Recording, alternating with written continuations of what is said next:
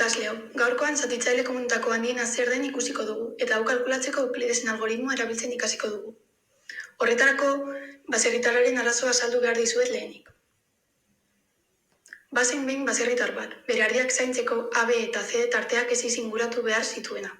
Eziak zatika azaltzen zituzten, eta erostera jaitsi zenean 3 baldintza zituen.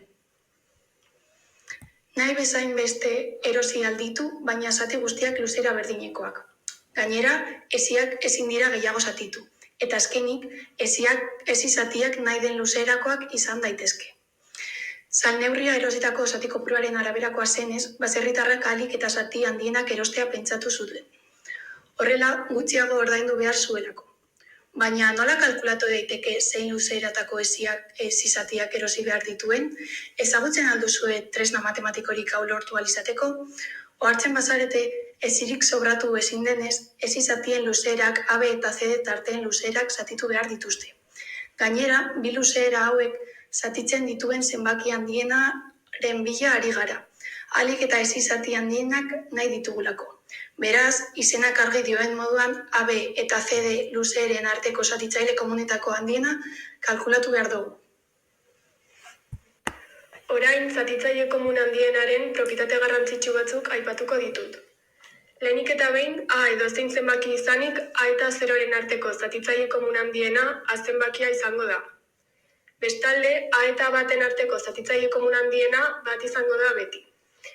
Gainera, bi zenbaki izan da, zenbaki batek bestea zatitzen badu, haien arteko zatitzaile komun handiena zenbaki txikiena izango da.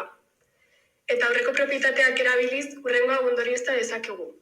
P zenbaki lehena eta A edozein zenbaki hartzen baditugu, haien arteko zatitzaile komun handiena P edo bat izango da. Pek A zatitzen badu P eta ez badu zatitzen bat.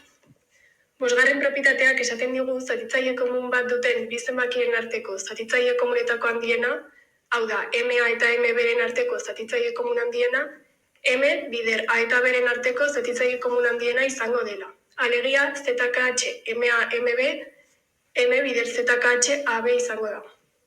Azkenik, 6. propietateak ziurtatzen du P eta Q bi zenbaki izan da, berdina dela P eta Q-ren zatitzaile komun handiena eta Q eta P-ren zatitzaile komun handiena kalkulatzea. Hots, berdina da ZKH-PQ eta ZKH-QP. Orain, Euklidesen algoritmoa azalduko dizuet. Hobeto ulertzeko, bere azalpen grafikoa ikusiko dugu. Horrela, aurkeztutako arazoa nola ebatzi ulertuko dugu. Beraz, bi tamainako tarteak ditugu, eta biak ezi zati berdinekin osatu behar ditu baserritarrak.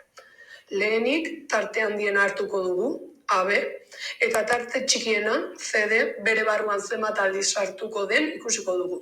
Ikusten den bezala, CD 3 aldiz sartu dezakegu AB barruan, eta tarte bat geratuko da soberan.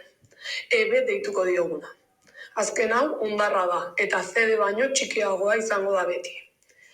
Prozesua errepikatu egingo dugu. EB zatia CD tartean zenbat aldiz sartu dezakegun ikusiko dugu. Kasu honetan, 4 aldiz. Berriro ere, EB bera baino txikiagoa den zati bat geratu zaigu soberan. FD deituko duguna.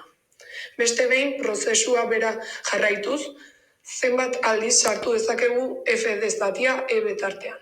Oraingoan, 2 aldiz sartu dezakegu. Eta ez dago soberako zatirik, hau da, ez dago hondarrik. Puntu honetara iristean, bilatzen ari garen ezi tamaina lortu dugu. Ikusten den bezala, FD zatia gure tarte guztietan sar dezakegu. Hau da, gure bitarteen zatitzaile komune handiena da. AB tartea osatzeko 29 FD zati beharko ditugu, eta bigarrena CD osatzeko berriz 9 FD zati. Goazen orain adibide bera zenbakikin egitera. Demagun baserritarraren lehen tarteak 87 metro neurtzen dituela eta bigarrenak 27 metro. Zenbat ezi zati erosiko ditu bitarteak guztiz estaltzeko eta diru gutxien ordintzeko? Horretarako Euklidesen algoritmoa aplikatuko dugu. Ikusten den moduan, 27 metroko zatia, 87 metrokoan 3 aldiz sartuko litzateke eta EB tartea geratuko litzaiguke soberan. Hau da, kasu honetan 6 metro. Prozesu berdina egingo dugu 6 metroko zatia 27 metroko zatiaren barnean. Ikusten denez, 4 aldiz sartuko litzateke eta FD tartea geratuko litzaiguke soberan.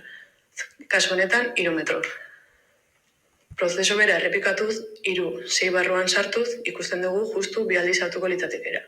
Beraz, ondarra 0 izango litzateke. Eta horregatikan, 3 tartea tarte guztietan sartuko litzateke justu, eta ZKH, 87 eta 27 tartekoa 3 izango litzateke. Azkenik, garrantzitsua da aipatzea Euklidesen algoritmoak ez duela zenbaki arruntetarako soilik balio. Beste kasuetarako ere orokor daiteke. Koefiziente arrazionalak dituzten polinomoen arteko zatiketa euklidarra ere definitu daitekeenez, haien arteko zatitzaile komunetako handiena kalkulatu daiteke. Ikusi duzuen bezala, naiz eta asko, oraindik matematikek ezertarako balio ez dutela pentsatu, bizitza errealean nola erabili dezakegun erakusten duen beste adibide bat da hau. Hau izan da dena, espero dugu gustatu izana, hurrengora arte.